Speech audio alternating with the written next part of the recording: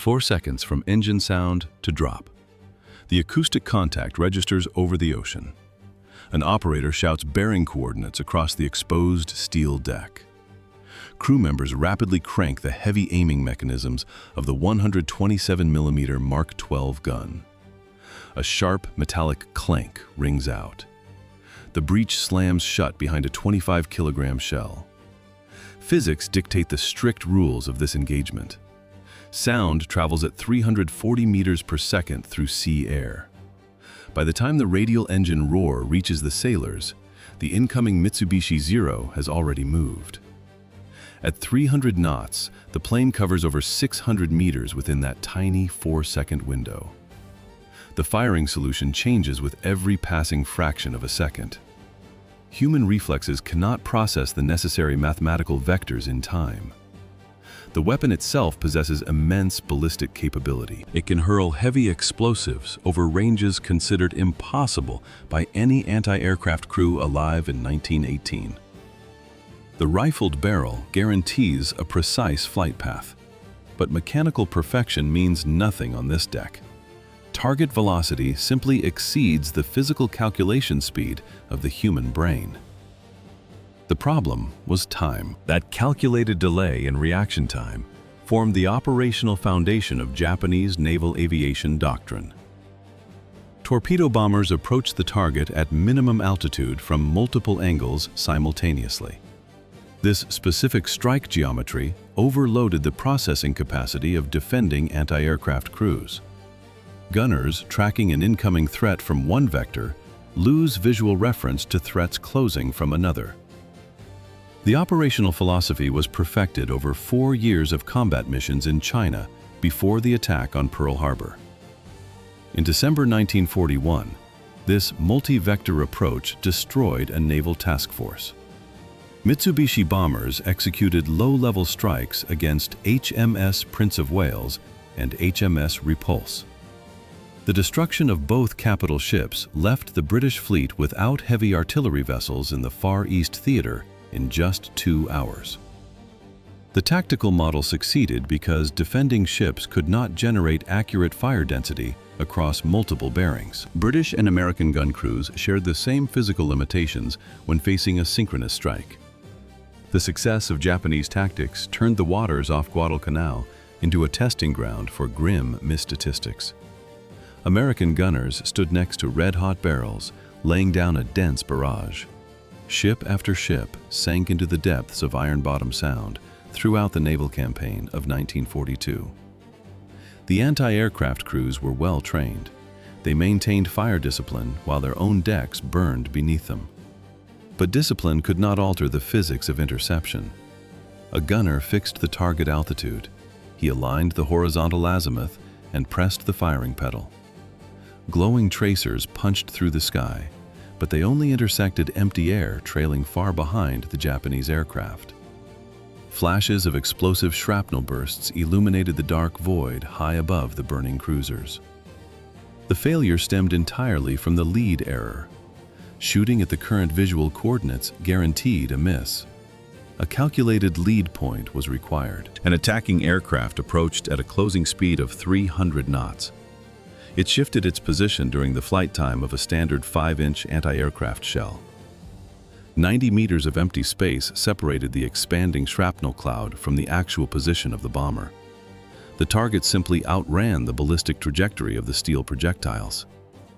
American crews desperately tried to solve a complex differential equation of lead in their heads under direct enemy fire. Computing this intercept under combat conditions exceeded human neurological capacity. Yet the engineering architecture required to automate these ballistics already existed on laboratory drafting tables.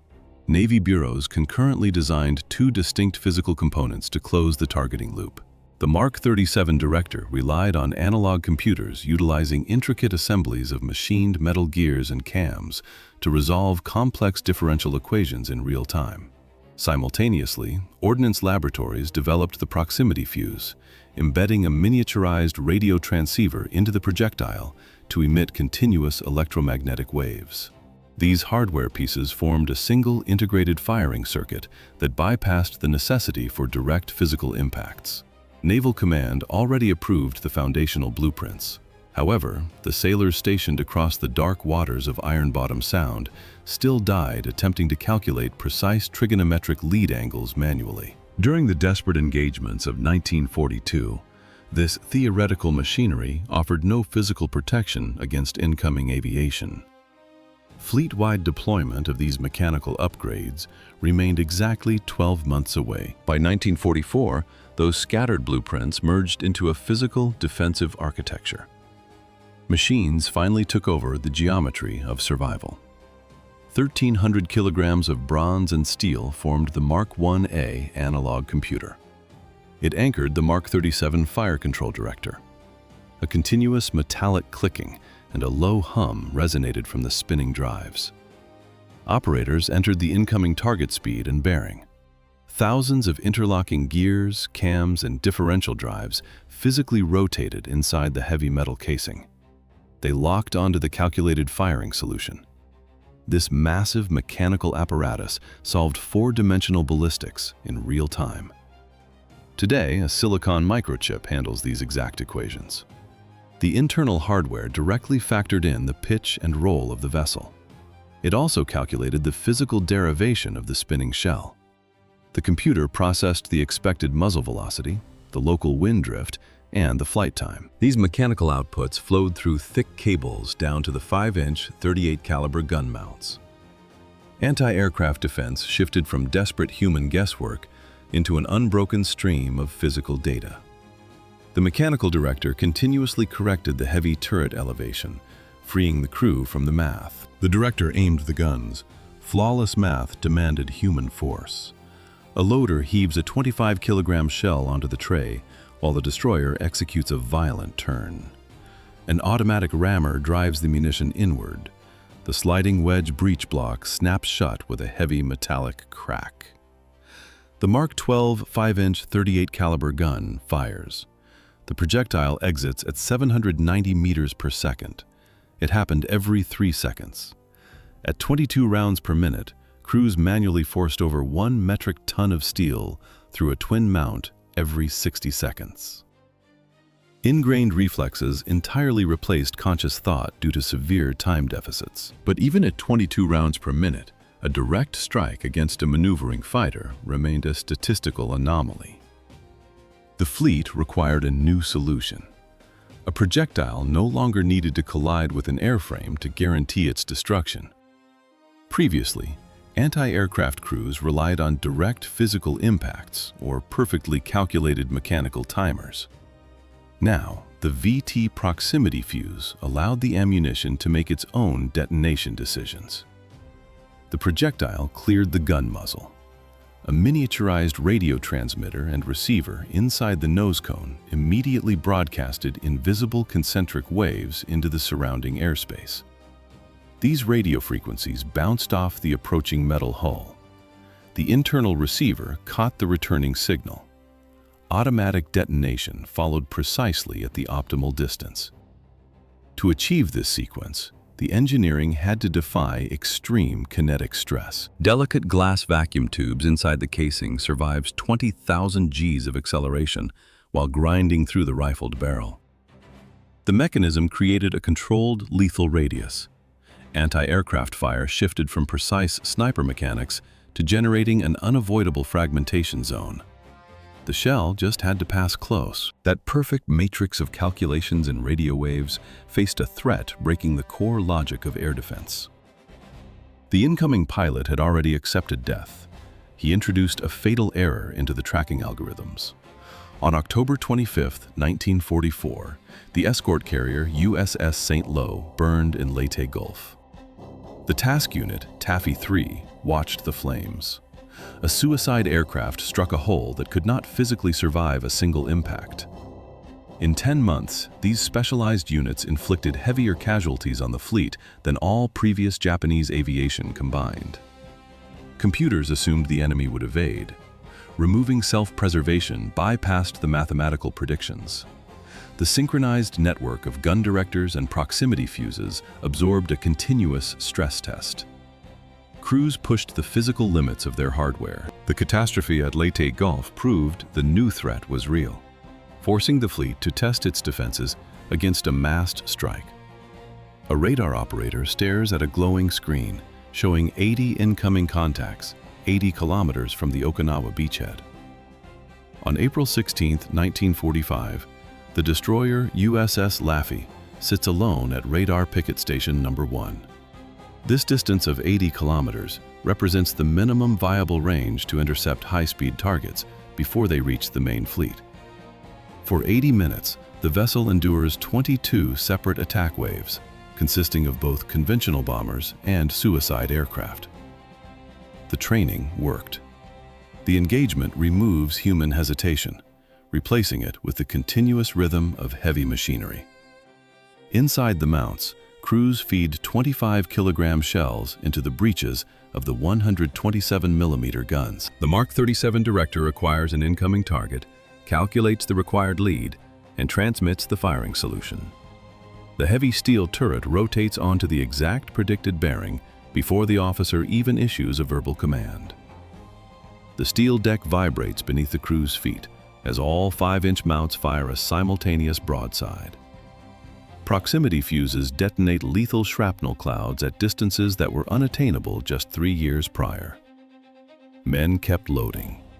The physical labor of lifting 25-kilogram projectiles continues uninterrupted while the ship takes 4 direct bomb hits and absorbs impacts from 5 or 6 kamikazes.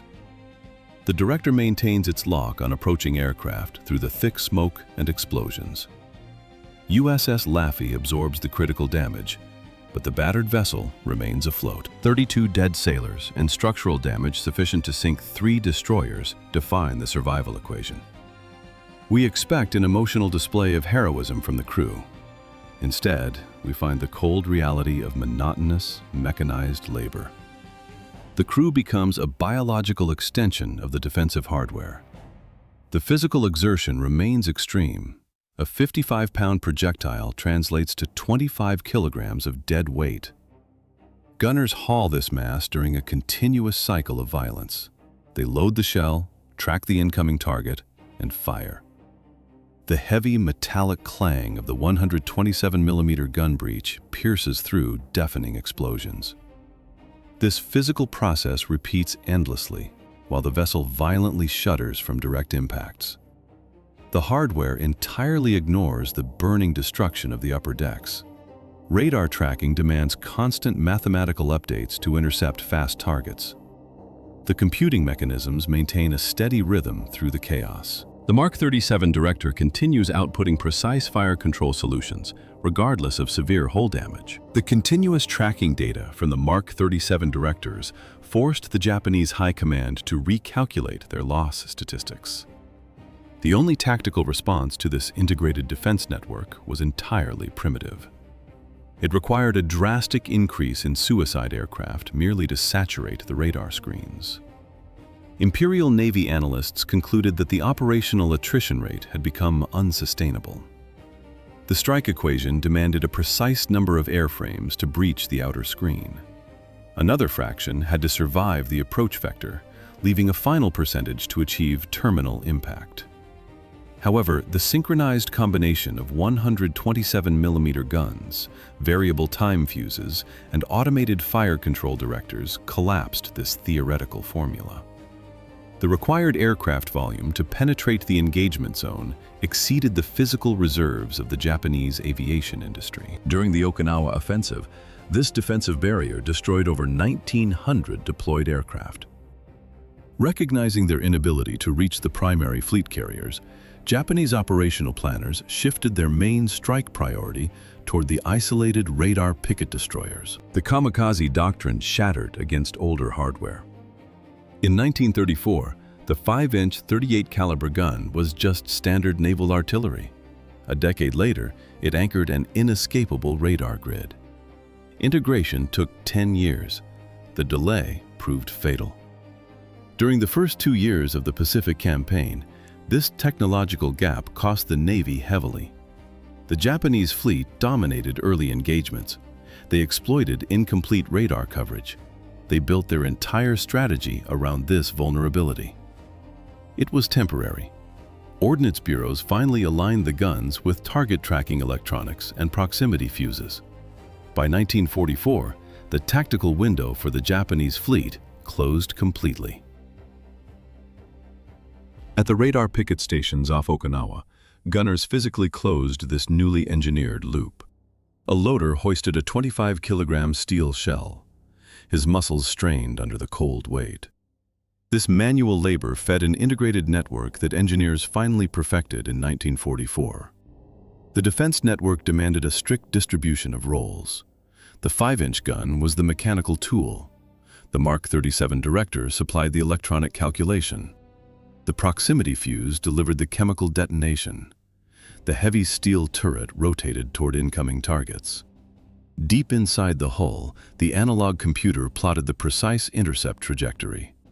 Seconds later, the spin-activated chemical battery inside the projectile powered the radio fuse. Removing any single component reduced the entire defensive shield to zero. A gun lacking data calculation remains a blind tube. A director without a specialized fuse generates mere numbers. A fuse lacking a stable weapon platform is just isolated chemistry. The margin for error vanished. Technological superiority did not emerge from a single advanced weapon. It materialized by binding mechanics, electronics, and chemistry into one continuous data loop. The Japanese fleet faced a synchronized architecture they could not penetrate. The reality of integrated engineering ended in sweat and cordite. At Okinawa, radar picket crews rammed 25-kilogram shells into the breaches at the limit of human speed.